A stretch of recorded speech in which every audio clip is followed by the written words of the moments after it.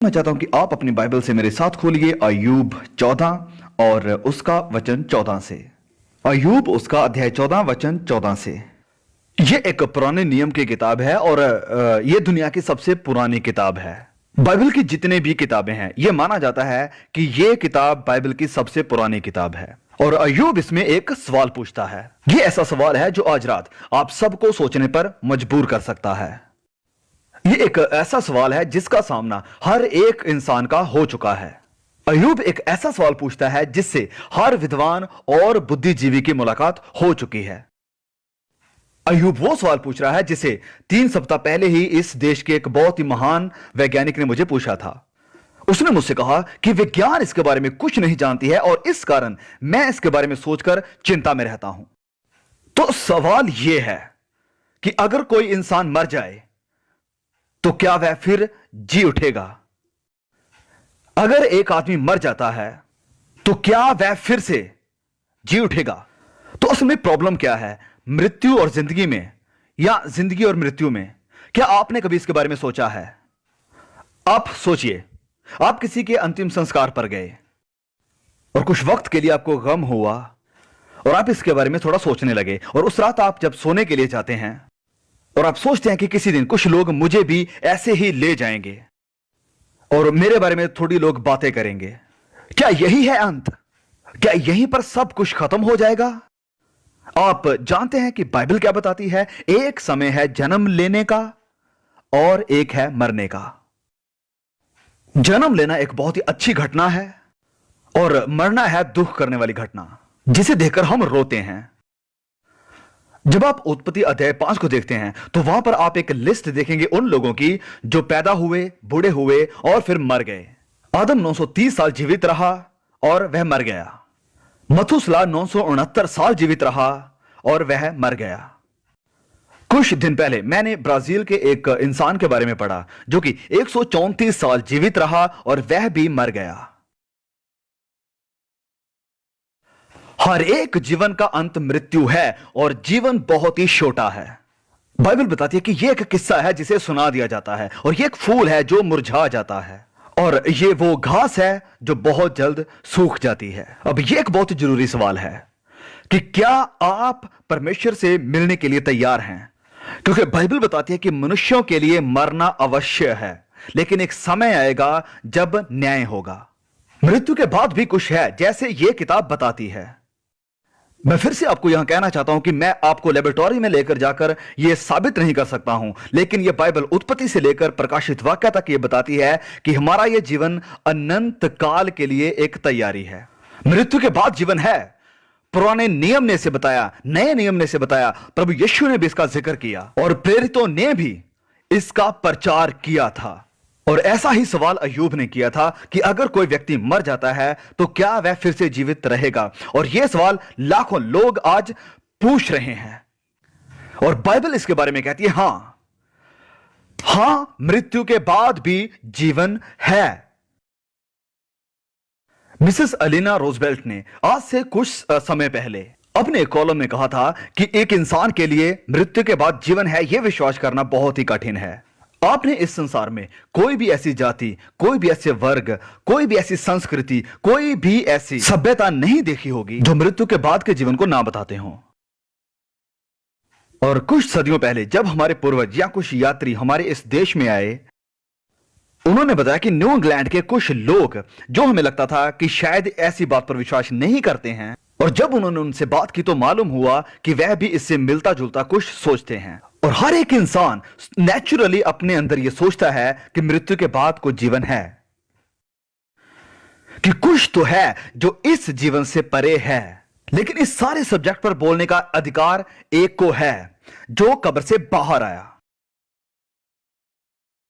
वह जी उठा, और उसका नाम है यीशु मसीही। आज से तकरीबन 2 या 3 साल पहले मुझे यह मौका मिला कि मैं कॉर्नर ड्रेवा के चांसलर का इंटरव्यू लूं या उनसे बातचीत कर सकूं, जब वे अपने चांसलर की पोजीशन पर अपने कार्यकाल के आखिरी साल में थे। जब मैं जर्मनी में वहां पर प्रचार कर रहा था तो उन्होंने मुझे बुलाया, और मुझे यह पता नहीं था कि उन्होंने मुझे क्यों बुलाया है। फिर मैं गया और उन्होंने मेरा अभिवादन किया और वह बहुत ही लंबे चौड़े इंसान थे। एक ऐसा इंसान जिसने वर्ल्ड वॉर 2 के बाद अकेले ही जर्मनी में रिपब्लिक ला दिया। मैं इस सोच में था कि यह महान व्यक्ति मुझसे क्या चाहेगा, और सबसे पहला सवाल जो उन्होंने मुझसे पूछा, उन्होंने मुझसे कहा, क्या आप मृत्यु के बाद जीवन पर विश्वास करते हैं? मैंने कहा, यस सर, मैं करता हूं। मैंने कहा, मैं बाइबल की शिक्षाओं पर विश्वास करता हूं। उन्होंने कहा, मैं भी करता हूं। उन्होंने कहा कि मैं प्रभु यीशु के मुर्दों में से जी उठने के बारे में पढ़ रहा हूं, और उन्होंने कहा कि जब मैं अपनी इस पोजीशन को छोड़ूंगा तो मैं बाकी अपना सारा जीवन यीशु मसीह के मुर्दों में से जी उठने के बारे में पढ़ने और इसे समझने में बिताऊंगा, क्योंकि अगर यीशु जिंदा है तो इस संसार में उम्मीद है। और उन्होंने कहा कि अगर मसीह जीवित नहीं है तो इस बात की कोई उम्मीद नहीं है कि हम बचाए जाएं। लेकिन क्या यह बात सत्य है? हां, यीशु जीवित है, यीशु जिंदा है। वह मुर्दों में से जी उठे, और उस दिन रविवार की सुबह यानी एतवार के दिन जब मरियम और मरियम मगदलीनी और औरतें बाकी उस कब्र के पास गईं, इस उम्मीद के साथ वह आई थी कि वह यीशु के मुर्दा बदन को वहां देखें, और उन्होंने वहां पर स्वर्गदूत को बैठे देखा और उनसे पूछने लगी कि यीशु कहां है, और उसने कहा कि वह यहां पर नहीं है, वह जी उठा है। और मैं आपको बताना चाहता हूं कि आज तक जितनी भी खबरें हमने सुनी है, ये उन सब में से ये सबसे बेस्ट है। वो यहां नहीं है, वह जी उठा है। और मेरे भाइयों और बहनों, मैं आपको बताना चाहता हूं कि यह घटना रोमी इतिहास में सबसे ज्यादा महत्वपूर्ण और सबसे स्ट्रीक थी। और मैं यह भी विश्वास करता हूं कि पूरी दुनिया में प्रभु यीशु मसीह के मुर्दों में से जी उठने की घटना सबसे बड़ी और महत्वपूर्ण है। लेकिन चाहे कोई सबूत ना भी हो, ऐतिहासिक सबूत या वैज्ञानिक सबूत ना भी मिलता हो, फिर भी मैं विश्वास करूंगा, क्योंकि मैं इस किताब पर विश्वास करता हूं जो परमेश्वर का जिंदा कलाम है। और मैं आपको बताना चाहता हूं कि आज से पहले पूरी दुनिया में कलीसिया इसके बारे में बताया करती थी, प्रचार करती थी।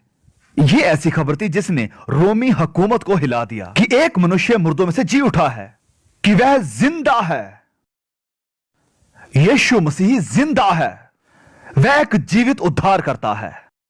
फिर भी मसीहत में जो उसे मानने वाले हैं, वो ऐसा व्यवहार करते हैं जैसे मानो वो मरा हुआ है। वह मरा हुआ नहीं है, यीशु जिंदा है। और बाइबल बताती है कि अपने निर्धारित समय पर जो उसने ठहराया है, वह फिर इस पृथ्वी पर वापस आएगा और अपना राज्य स्थापित करेगा। और वो राज्य कैसा होगा?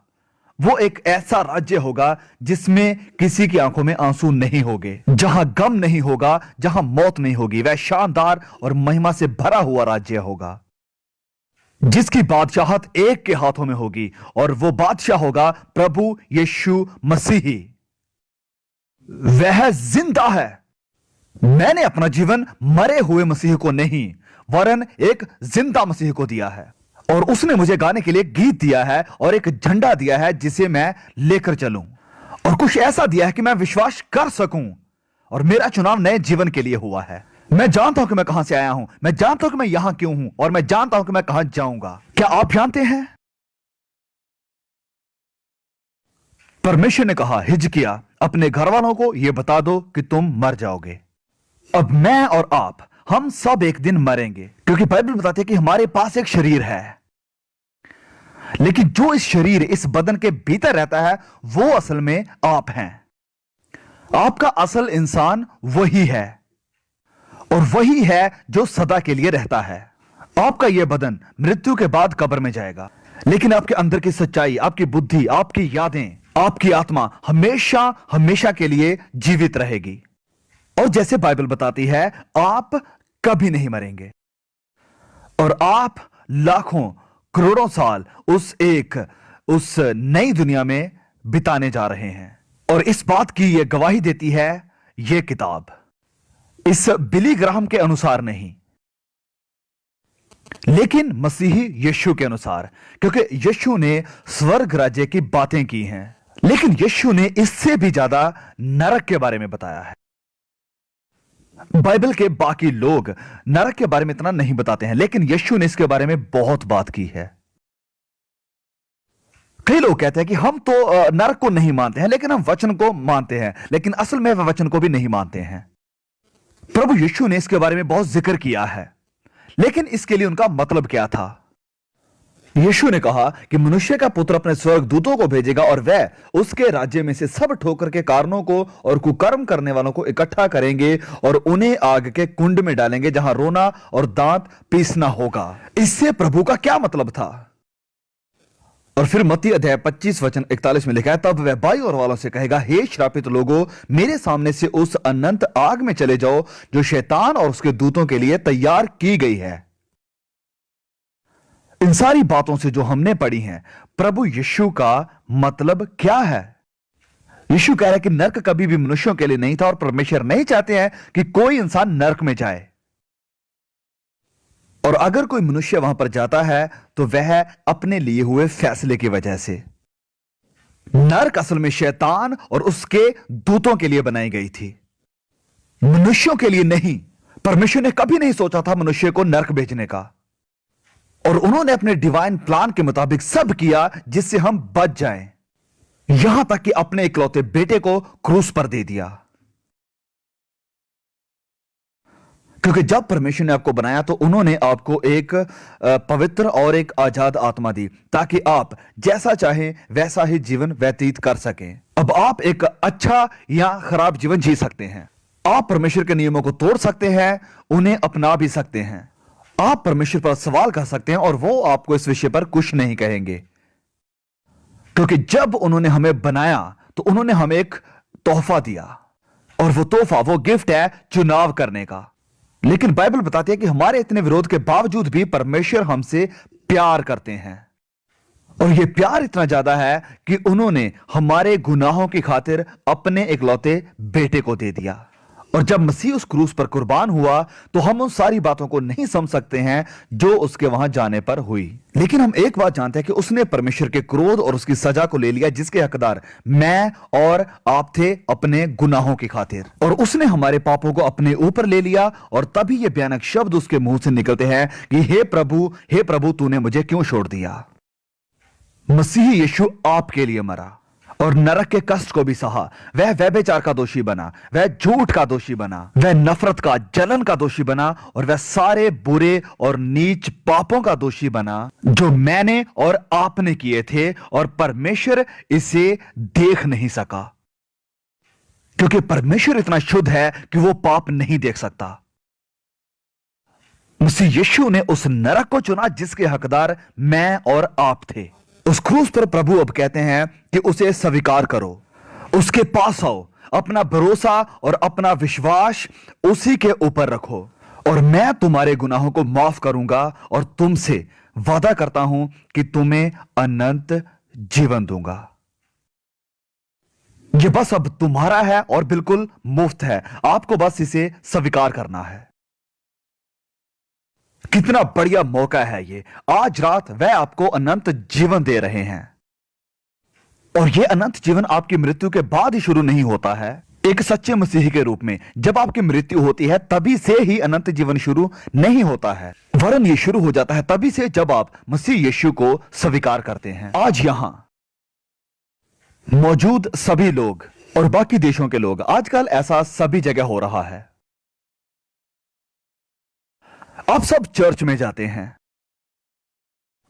आप एक अच्छा जीवन गुजारते हैं, लेकिन आप सभी, ज्यादातर लोग अपने माता पिता के सिखाए हुए धर्म की परछाई पर चल रहे हैं। आपने कभी खुद के लिए मसीह को नहीं चुना, आपने कभी भी खुद से उसके ऊपर विश्वास नहीं किया। असल में आप मसीह को नहीं जानते हैं, और आप परमेश्वर से मिलने के लिए तैयार नहीं हैं। और बाइबल कहती है कि अपने परमेश्वर से मिलने के लिए तैयार रहो। क्या आप तैयार हैं? क्या आपको यकीन है कि आप तैयार हैं? हम जानते हैं कि पवित्र बाइबल बताती है कि तुम परमेश्वर के जीवित बेटे पर विश्वास करो, ताकि तुम ये जान सको कि अनंत जीवन तुम्हारा है।